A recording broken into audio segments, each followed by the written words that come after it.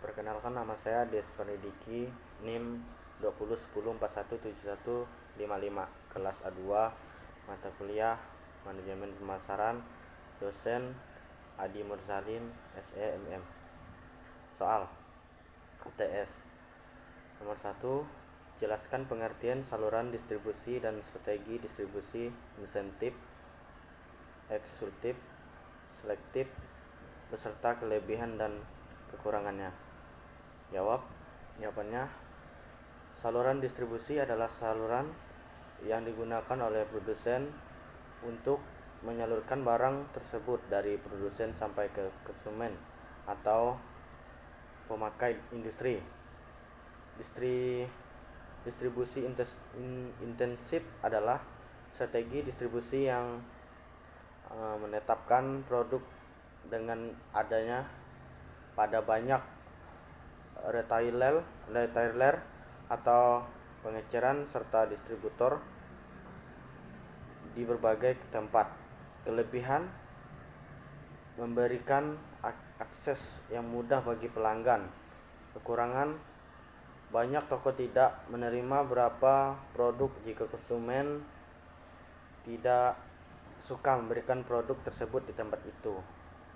Distribusi selektif adalah satu metode distribusi yang menyalurkan produk, barang atau jasa pada daerah pemasaran tertentu dengan memilih beberapa distributor atau pengeceran saja pada suatu daerah. Kelebihan, distribusi yang berfokus pada toko, pengeceran memiliki permintaan akan produk tersebut dan atau diminta karyawan memiliki pengalaman menjual produk tersebut. Kekurangannya, karena distribusinya selektif, produk tersebut tidak mudah diakses.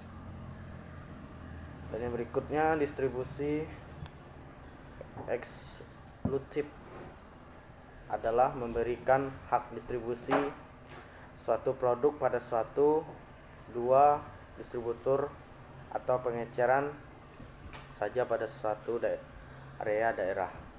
Kelebihannya, produk tersebut dianggap prestisius. Produsen juga menjamin bahwa toko pengeceran di mana produk distribusikan akan mampu melayani produk dengan layak. Kekurangannya, akses produk kepada pelanggan terbatas. Yang kedua, apa perbedaan antara bauran promosi dan bauran pemasaran? Jelaskan faktor-faktor serta bagaimana cara menentukan anggarannya. Jawabannya, bauran promosi adalah suatu kegiatan pemasaran terhadap suatu produk agar produk yang dipasarkan memberikan hasil yang memuaskan. Faktor baurannya promosi adalah yang pertama, jenis pasar produk, alokasi bauran komunikasi berbeda-beda antara pasar konsumen dan pasar bisnis. Yang kedua, tahap kesiapan pembeli. Yang ketiga, tahap siklus hidup produk. Yang keempat, tahap kemunduran dan menentukan anggaran. Bauran promosi ialah dengan mengalokasikan dananya lebih banyak kepada kegiatan promosi, penjualan perorangan. Di sini penjelasan tentang bauran pemasaran adalah seperangkat alat pemasaran yang digunakan untuk mencapai tujuan pemasaran dalam memenuhi target. Yang pertama, faktor-faktornya yaitu yang A, produk merupakan bentuk penawaran yang ditujukan oleh pemuasan kebutuhan dan keinginan pelanggan. Yang B, harga. Bauran harga berkenaan dengan kebijakan strategi dan teknis seperti tingkatan harga, struktur diskon, syarat pembayaran, dan tingkat diskriminasi harga di antara berbagai kelompok pelanggan.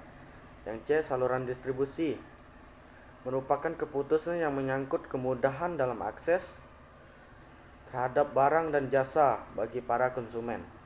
Yang D, promosi merupakan berbagai macam cara yang ditempuh perusahaan dalam rangka menjual produk tersebut kepada konsumen.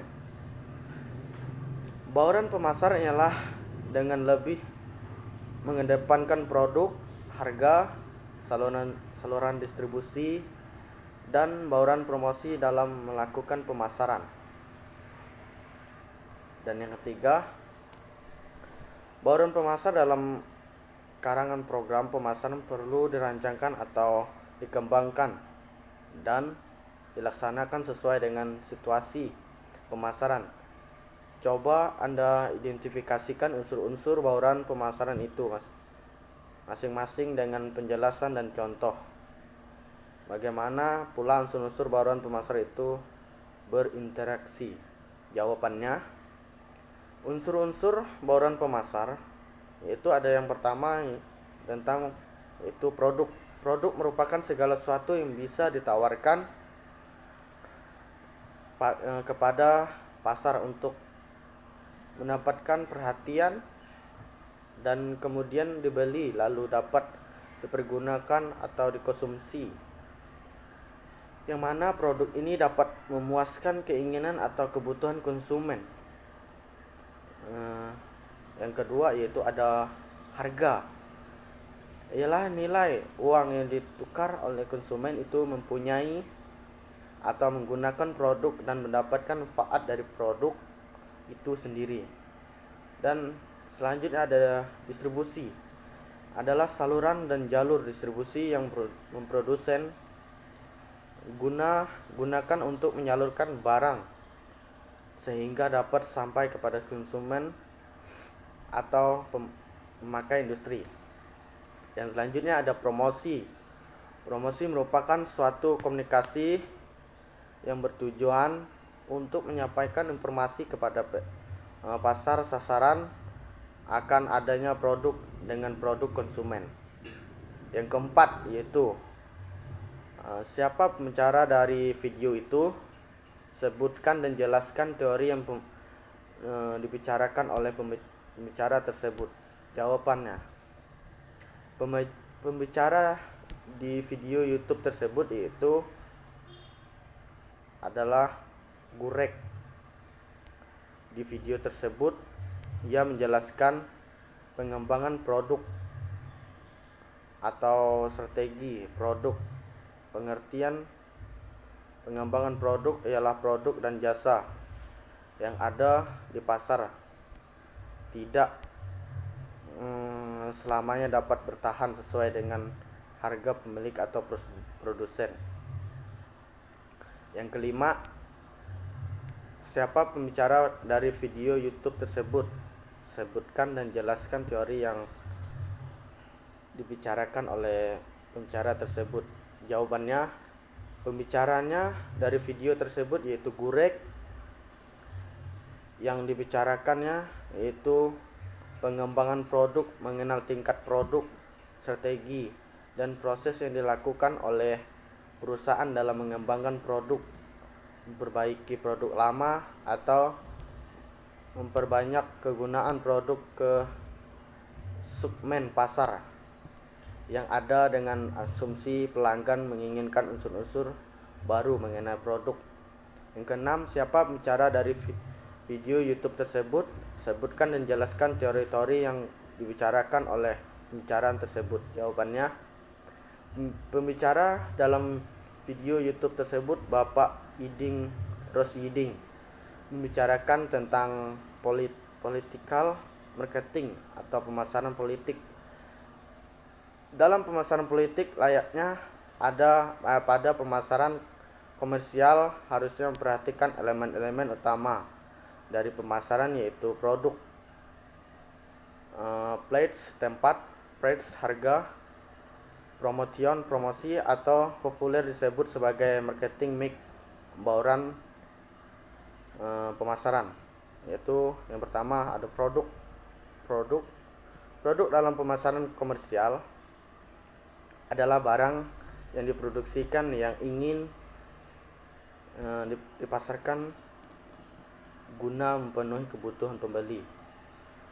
Asal-usul marketing deal allow with meeting and meeting human other social needs. Yang kedua, one the short definition of marketing is meeting did verbal Philip Kotler Meeting Management Millennium Edition 2001. Terima kasih. Sekian video penjelasan dari soal UTS. Terima kasih.